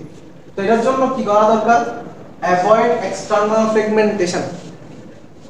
দুইটা ফ্র্যাগমেন্টেশন করলাম না, একটা এক্সটার্নাল একটা ইন্টারনাল। এটা করার জন্য কি করতে হবে আমাদের, এক্সটার্নাল ফ্র্যাগমেন্টেশন থেকে অ্যাভয়েড করতে হবে। Second, avoids problem of varying size memory chunks অর্থাৎ এটা পেজিং করার সময় সে কি করে আমরা যে প্রথমে বলছি যে আমরা এতটুকু চাঙ্ক একজনের জন্য রাখবো বা প্রবলেম আপনাকে যদি অ্যালোকেট করতে হয় ম্যাক্সিমাম আপনি এতটুকু বড় একটা চাঙ্ক ধরতে আর অর্থাৎ ভেরিয়েবল সাইজ না ফিক্সড সাইজ মেমোরি পেজিংটা কাজ করে এটার জন্য ভেরিয়েবল সাইজের জন্য সে কাজ করে না তাকে ওখানেই থাকতে হবে এবং এতটুকু মেমোরি সে অ্যালোকেট করতে পারবে বেশি পারবে না অর্থাৎ সে ইন্টারনাল ফ্র্যাগমেন্টেশন প্রবলেমটা এর মধ্যে দাঁড়ায় কেমন এরপরে আসি এটা মানে পরবর্তী লেটার বা লেটার বলেন পরবর্তী divide physical memory into fixed size blocks called frames এই অ্যালগরিদম হ্যান্ডেল করে শুধুমাত্র ফিক্সড সাইজ ব্লকের জন্য যাদেরকে কি বলা হয় ফ্রেম বলা হয় ফ্রেম পাওয়ার অফ 2 তে থাকে অর্থাৎ পাওয়ার অফ কত থাকবে 2 যাতে বাইনারি অ্যাড্রেসিং সুবিধা হয় যেমন সে কত থেকে কত হইতে পারে 512 বাইট থেকে 16 মেগাবাইট পর্যন্ত আর 12 বি থেকে সরি 512 বি থেকে মানে বড় হাতের বি থেকে 6 এমবি পর্যন্ত সাইজ সে ভ্যারি করতে পারে অর্থাৎ ফিক্স হলেও মনে করেন 16 মেগাবাইট ধরলাম তো প্রতিটা চাঙ্কে কত হবে 16 মেগাবাইটেই হতে হবে আমি দুটা বানাম মাঝখানে 16 মেগাবাইট ইউজ করলাম পর একটা 12 মেগাবাইট হবে না ফিক্স সাইজ ফ্রেমগুলো কি হবে ওই সময় ফিক্স সাইজ থাকবে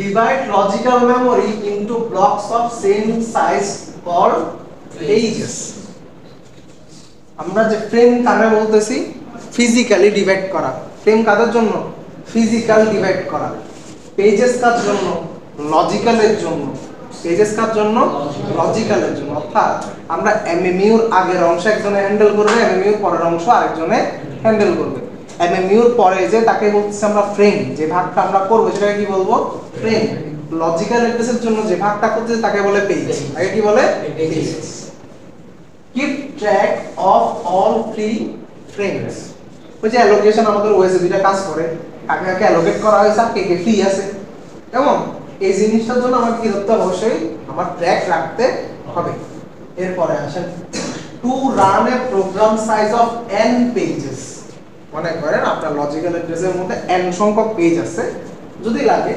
অবশ্যই আপনাকে n সংখ্যক ফ্রি ফ্রেম থাকা লাগবে কারণ কি সে 1 টু 1 ম্যাপ করে না তাহলে n সংখ্যক পেজের জন্য এক্সাক্ট n সংখ্যক কি লাগবে ফ্রেম লাগবে তাহলে খুঁজে হবে না সে কেমন এরপরে আসেন set up a page table কি থাকবে তার থেকে একটা পেজ টেবিল থাকবে to translate logical to physical addresses এই যে 1 টু 1 ম্যাপ বললাম না এই ম্যাপটা যেখানে স্টোর করা থাকবে তাকে আমরা বলবো পেজ টেবিল তাকে কি বলবো পেজ টেবিল বলবো backing store likewise split into pages একটু নিচে গিয়ে দেখেন কি জিনিস এখানে সমস্যা হচ্ছে কি থাকে এটা শুরু দিয়ে বলছি আমি যেহেতু আমরা ফিক্স সাইজ করে দিছি তো পুরো প্রসেস তো কোনোদিন এত বড় না জায়গা নাও লাগতে পারে তাহলে এই জিনিসটা কি বলে ইন্টারনাল ফ্র্যাগমেন্টেশন প্রবলেম বলে অর্থাৎ ফ্র্যাগমেন্ট আমি অ্যালোকেট করে রাখছি কিন্তু পুরোটা ইউজ করতেছি না কেমন পেজিং জানার জন্য এগুলো জানাটা ইম্পর্টেন্ট এরপর আসেন নিচে যাই এটা একটু নিচে আসতেছে নিচে যখন অ্যালগরিদমটা দেখবেন তখন বুঝবেন এখন না বলি বাকিগুলো তো বুঝার কথা যে এতক্ষণ পরে আসছে কারণ এবার আসেন অ্যাড্রেস কিভাবে খুঁজে বের করব বা পেজ টেবিল কিভাবে বানাবো এটার জন্য লাগবে is address translation scheme address translation scheme বা কিভাবে করে প্রসেসটা কি address generated by CPU is divided into two parts কয়টা ভাগে দুইটা ভাগে একটা হচ্ছে বলা হয় পেজ নাম্বার আর একটাকে বলা অফসেট নাম্বার একটা পেজ নাম্বার একটা কি অফসেট নাম্বার জিনিসটা কি তাহলে পেজ নাম্বার হচ্ছে used as an index into page table আমরা যে টেবিলটা বানাবো যেখানে আমাদের কি থাকবে লজিক্যাল এবং ফিজিক্যাল অ্যাড্রেসের ম্যাপটা থাকবে সেখানে ইনডেক্স করা থাকবে যাতে খুঁজতে সুবিধা হয় তাহলে কি হয় খুঁজতে সুবিধা হয় এই যে পেজ নাম্বার ওইটা হচ্ছে ইনডেক্স আপনার ডেটাবেস করছেন না ডেটাবেসে একটা ইনডেক্স ছিল না যাতে খুঁজতে সুবিধা হয় বা প্রাইমারি কি ছিল না তার মাধ্যমে খুঁজতে সুবিধা হয় এই পি হচ্ছে সেটা পি হচ্ছে ওই ইন্ডেক্স বা আপনার প্রাইমারি কি, যেটা দিয়ে আপনি খুঁজতে পারবেন ওই টেবিল বা ডেটাবেসের মধ্যে কি করতে পারবেন, খুঁজতে পারবেন। এবং এটা কন্টিনিউয়াস, অর্থাৎ আপনি ডিরেক্ট ওই নাম্বারে গিয়ে খুঁজতে পারবেন, আপনাকে আলাদা করে খুঁজতে হবে না, এমন আপনাকে আলাদা করে সার্চিং করতে হবে না। এটা অ্যারের মতো, ওই ইন্ডেক্স থেকে ডিরেক্ট পেয়ে যাবেন, অর্ডার অফ ওয়ানে অ্যাক্সেস করা পসিবল। ঠিক আছে, এরপরে আসেন তারপরে এটা হচ্ছে পেজ অফসেট। কি লিখছে, combined with base address to define the physical memory address that is sent to the memory unit। ওই যে আপনার সিপিইউ একটা লজিক্যাল অ্যাড্রেস জেনারেট করতো না, যেটা আমরা চেক করতাম, এই অফসেটে সেটাই থাকে। বুঝতে পারছি, এই অ্যাড্রেসে কি থাকবে, ওই জিনিসটাই স্টোর করা থাকবে, এবং এটার মাধ্যমে আমরা কি করতে পারবো, ফিজিক্যাল অ্যাড্রেসে অ্যাক্সেস করতে পারবো। বুঝতে পারছি, এক্সিস্টেন্ট না থাকলে সেটা জেনারেট করতেছে, এবং এই জেনারেশনটা আমরা স্টোর করে রাখবো, মেমোরির কোনো একটা জায়গায় থাকবে, তাকে অ্যাক্সেস করার পরবর্তী স্টেজে যাবে। বুঝতে পারছি, একটু দেখাচ্ছি নিচে এক্সাম্পল দেখলে বুঝবেন। For given logical address space 2 to the power m and page size of 2 to the power n, একটা সাইজ দিছে m টু পাওয়ার হচ্ছে m এবং n এর। পরবর্তীতে আসতেছি, দেখেন দেখতে অনেকটা এরকম বড়।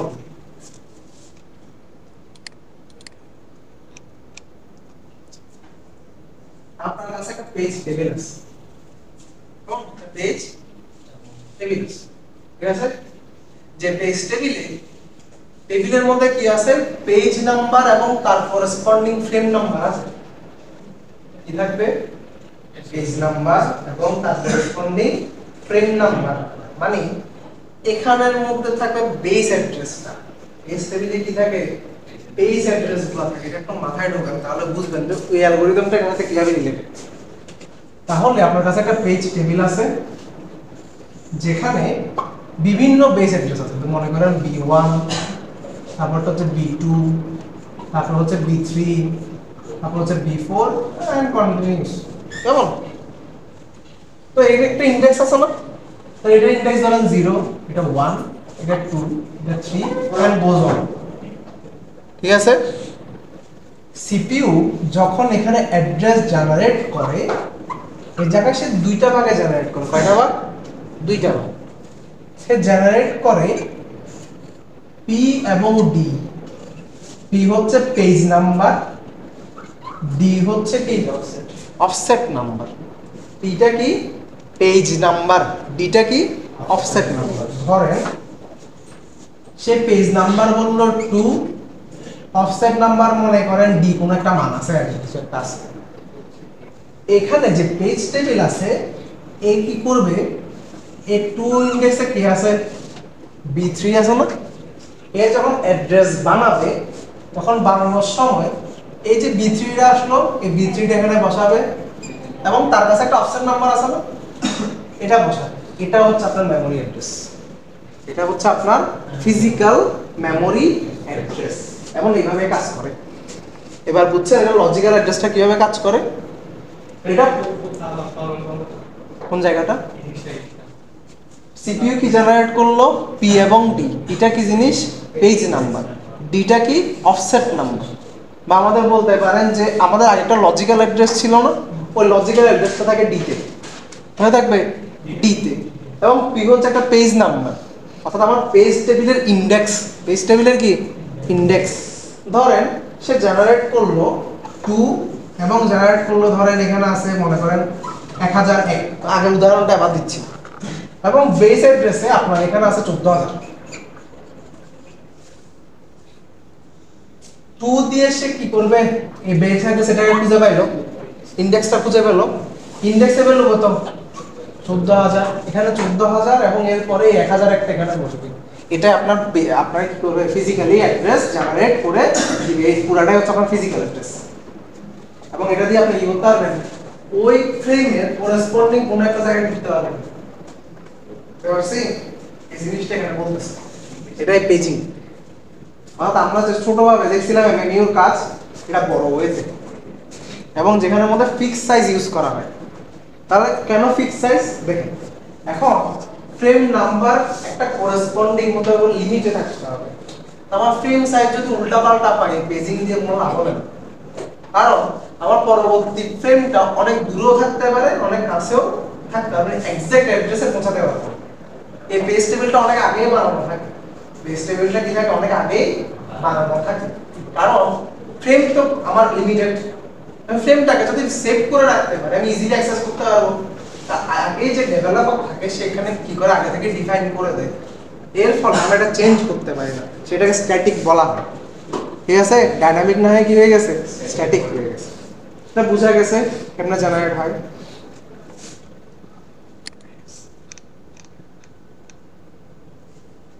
এটা দেখতে অনেক ফেল,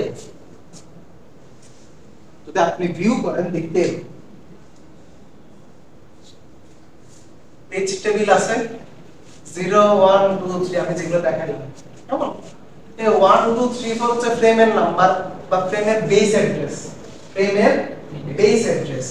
তো 1 কোথায় করেসপন্ড করতেছে, পেজ নাম্বার 0, অর্থাৎ দেখেন প্রথম পেজটা কই আছে, এক নাম্বার ফ্রেমে আছে, এটাও 0 না, এটাও 0 1 2 3, তাহলে 0 তম যে পেজ সেটা কত নাম্বার ফ্রেমে আছে, এক নাম্বার ফ্রেমে আছে। এই দেখেন সেটা করেসপন্ড করে এটা দেখাচ্ছে ফিজিক্যালি কিভাবে স্টোর করে, এবং কি থাকতে পারে সে মাঝখানে গ্যাপও থাকতে পারে।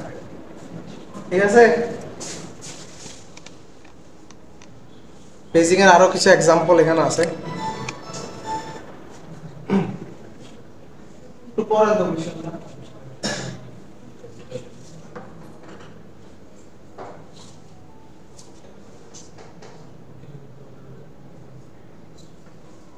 এখানে এনআর এম বলছিলাম আমরা শুরুতে, ওই এনআর এম হচ্ছে এটা, এন এর মান দেওয়া আছে, এম এর মান দেওয়া আছে, এন এর মান হচ্ছে 2, এম এর মান হচ্ছে 4, using a page size of 4 bytes and a physical memory of 12 bytes or 8 pages, একটা মেমরি অ্যাড্রেস ডিজাইন করতে বলছে আপনাকে। দেখেন ডিজাইন করছেন আর কেমনে করছে একটু বুঝতে পারবেন আমারে। আপনার এর মান হচ্ছে 2, এর মান হচ্ছে 4,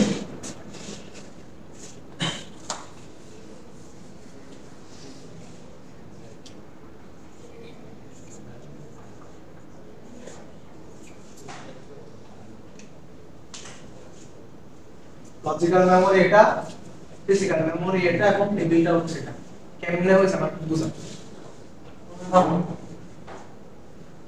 মানে একটু বুঝান যেটা কেমনে হচ্ছে।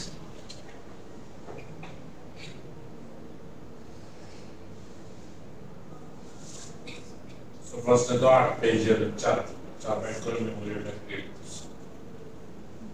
জাস্ট কোশ্চেনেবল also 8 पेजेर 4 बाइट, 8টা পেজ, 4টা ভাগ করে ক্রিয়েট করছি। দেন পেজ কেন 4টা ভাগ, 0 থেকে 4 থেকে 8 কেন বলা আছে page size 4 byte, page size 4 byte. ঠিক আছে, 4 বাইট করে আমি অংশ নিলাম, করে দিলাম 15 অংশ, পুরো 16 বাইটের, কারণ 16 বাইটটা কেমনে আসলো, এটা 16 বাইটের হবে। পেজ সাইজ অফ 4 বাইট যেহেতু আমি বুঝলাম যে 4টা করে আছে, কথা হচ্ছে যেটা 16টাই পাচ্ছি কেন, বেশি না কেন, কম না কেন।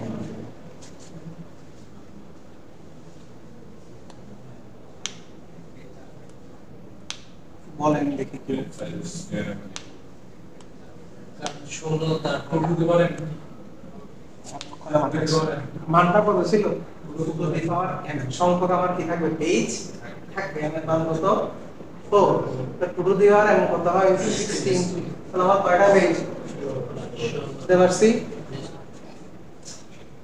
এবার আসেন 16 বাইটের একটা পেজ, 16 বাইটের কয়টা পেজ, একটা পেজ, পুরোটা মিলে একটা পেজ, এটা একটা পেজ, এটা একটা, এটা একটা। ঠিক আছে, এবার পেজ টেবিল বানাইছে, পেজ টেবিল কি আছে 0 1 2 3, দেখেন এখানে কয়েকটা নাম্বার লিখছিলাম, মানেটা কি বুঝলাম তো, বামের অংশটা বুঝলাম না, লজিক্যাল মেমোরিটা কেমনে ক্রিয়েট হইছে। এবার এটা বলেন পেজ টেবিলটা কি জিনিস, পেজ নাম্বার লিখছে আর আপনি index number 5 6 index frame number আর ইনডেক্স নাম্বার 5 হচ্ছে ফ্রেম নাম্বার, 5 6 16 নাম্বার হচ্ছে একটা 5 বুঝেন ষোলো যেটা ওটাতে 5 নাম্বার 16 যেটা 16 বলতে মানে ওই 048 116 হ্যাঁ সেখানে 16 যেটা 16 ঘর যে সেখানে 5 নাম্বার 5 নাম্বার দিতে গেলে কোনো ডেটাই নেই 20 0 1 ডেটা বলে এগুলো না আগেরটা দেখেন আগেরটা পেস্ট একটু দেখেন এটাতে দেখেন লজিক্যাল মেমোরি 0তম পেজটা কই আছে আমার ফ্রেম দেখেন এখানে যে কন্টেন্ট সে কই আছে 5 নাম্বার ফ্রেম তো 0 1 2 3 4 5 তাহলে এটা সঠিক 0 1 2 3 4 5 তাহলে 2 দিতে পারে বুঝছেন কিছু এই দুজন কি বলছে আপনার কত বাইট করে জায়গা 4 বাইট করে না ফ্রেম নাম্বার হচ্ছে 5 ফ্রেম নাম্বার কত 5 তাহলে 5 এর সাথে 4 গুণ করেন কত হয় কথা এখানে যে ডেটাগুলো আছে সেগুলো কত নাম্বার ফ্রেমে থাকবে এই 20 থেকে থাকবে বুঝতে পারছি ওই এম এর কাজ হচ্ছে এখানে এসে সেম ভাবে দেখেন এটা কয় আছে কতটা আছে 6 তারপরে পরেরটাতে এটা একটা 4 6 24 এই দেখেন এখানে যা আছে এখানে যা আছে তারপরটা হচ্ছে 1 নম্বরে বুঝতে পারছি ফ্রেমগুলো দেখতে অনেক কনফিউজিং লাগে কিন্তু ইকুয়েশনগুলো খুবই সিম্পল এম এর মানটা মনে রাখা লাগবে বুঝতে পারছি এম এর মান দিয়ে আপনি বাকিটুকু বের করতে পারবেন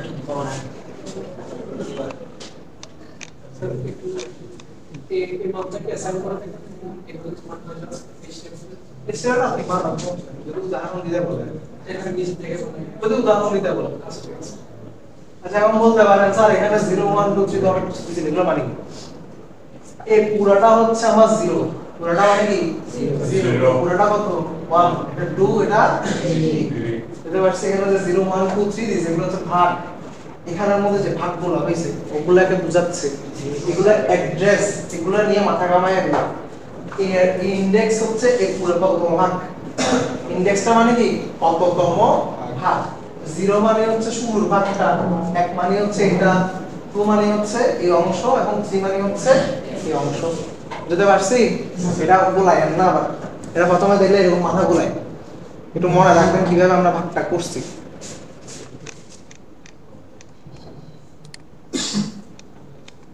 আর একটু দেখেন এখানে অনেকগুলো ক্যালকুলেশন দিছি আপনাদের নেক্সট ক্লাসে একটু দেখে আসবেন যে কি জিনিস কেমন আপনি চ্যাটজিপিটি কে দেন আপনি বইয়ে খুঁজে বের করেন এটা আপনার উপর আমাকে একটু বুঝাবেন এটা কি লিখছে যা ইচ্ছা করেন perplexity then plot then I don't care কেমন দেখবেন খালি এটা আমাকে এসে বলবেন যে এটা কি বুঝাইছে কেমন নেক্সট ক্লাসে সিটির পরে এটা নিয়ে আলোচনা করব এবং এটা দিয়ে চ্যাপ্টার শেষ করব বুঝতে পারছি এই চ্যাপ্টার শেষ করা চ্যাপ্টার 3 পেজ আছে স্যার এই চ্যাপ্টার 3 পেজ আছে 3 পেজ একটা তো থ্যাংক ইউ স্লাইড ওটা তো এটাই লাস্টের পাঁচটা ভালো করে পড়িয়ে ওটা লিখে দিয়ে আসবেন এন্ড অফ চ্যাপ্টার 9 আমিও 0 একটা বসাই দিব